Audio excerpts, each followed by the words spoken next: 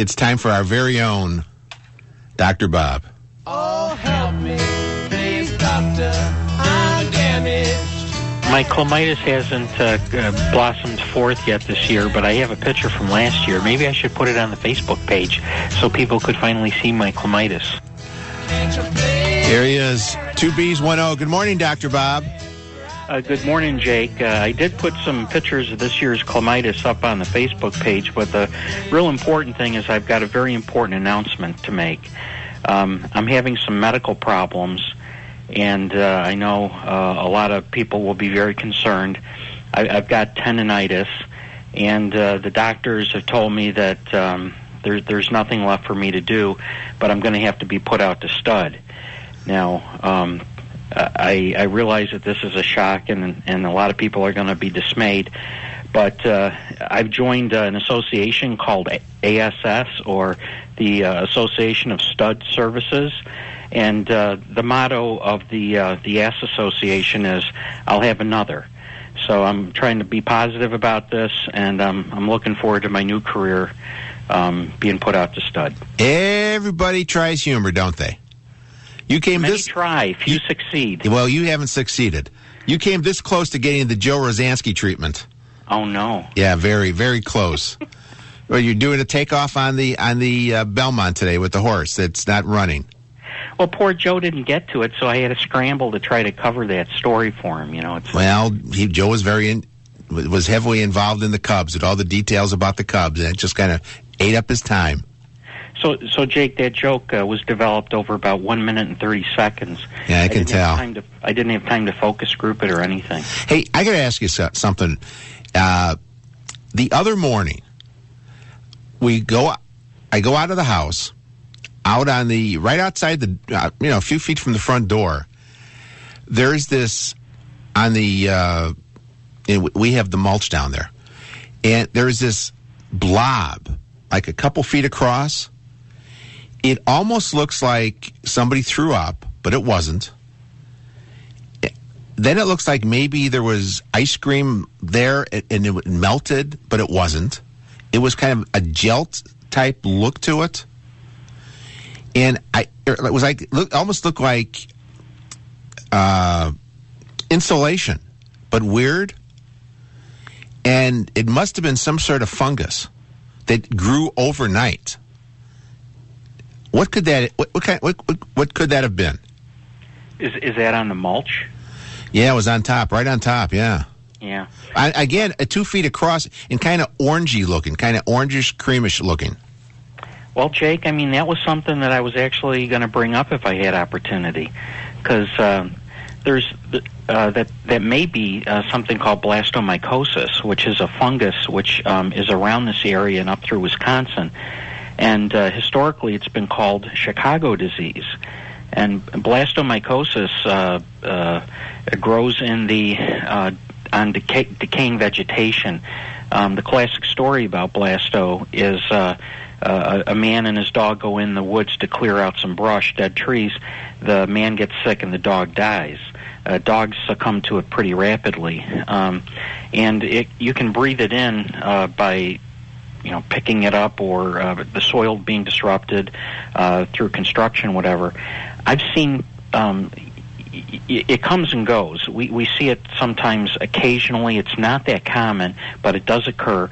And I've seen 3 cases of serious blastomycosis and skin disease with it in the past 2 weeks in my office. And this is incredibly more common than it has been historically. I think it may be due to the very warm weather during the winter when the blasto didn't go into like a hibernation phase for the winter. I've never seen this. Yeah, this is what it looks like, and you'd want to get rid of it, and you'd want to take care when you're doing it, because people don't get sick from this from person to person. They get sick from it from an environmental source like the mulch.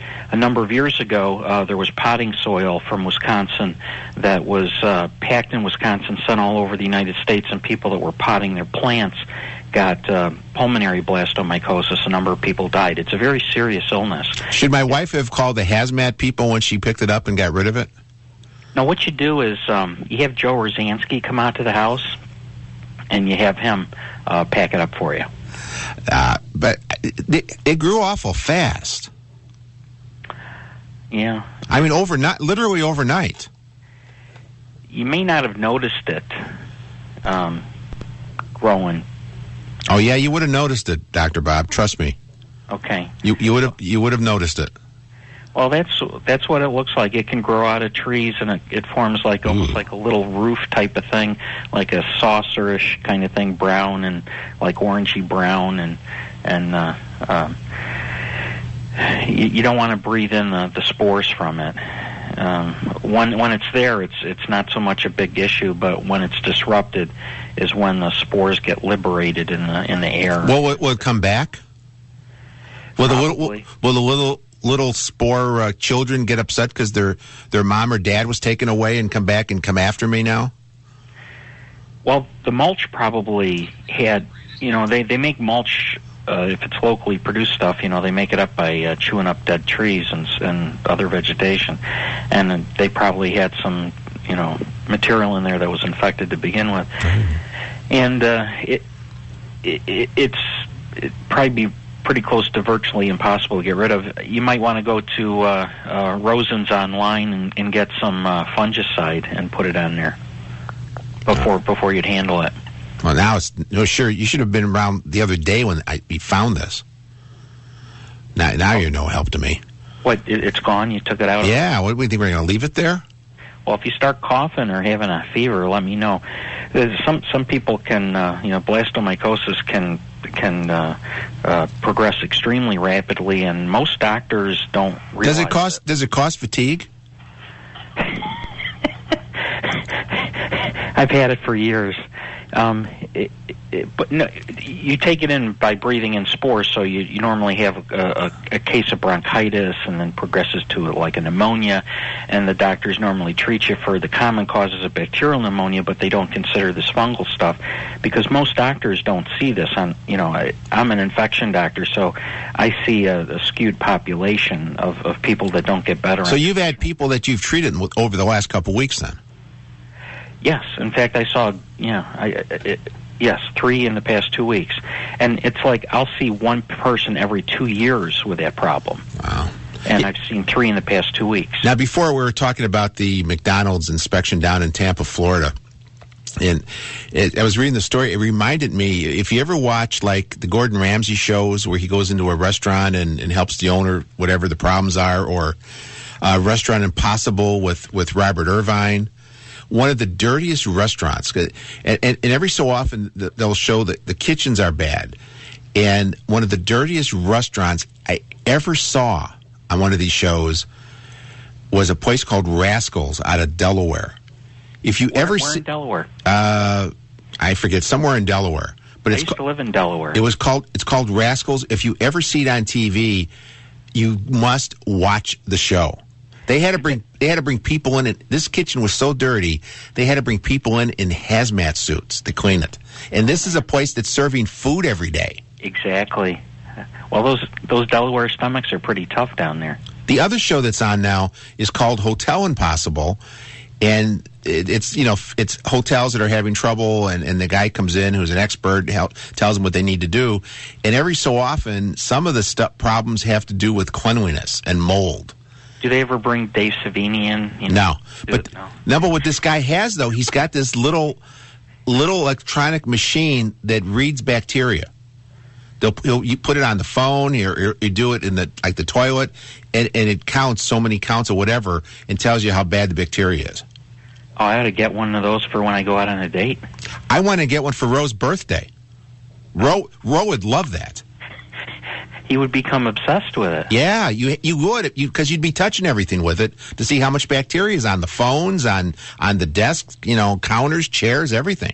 He'll never come into work again. He'll stay in his basement and do the remotes. And that's my plan to take over the 2 to 6 shift, yes.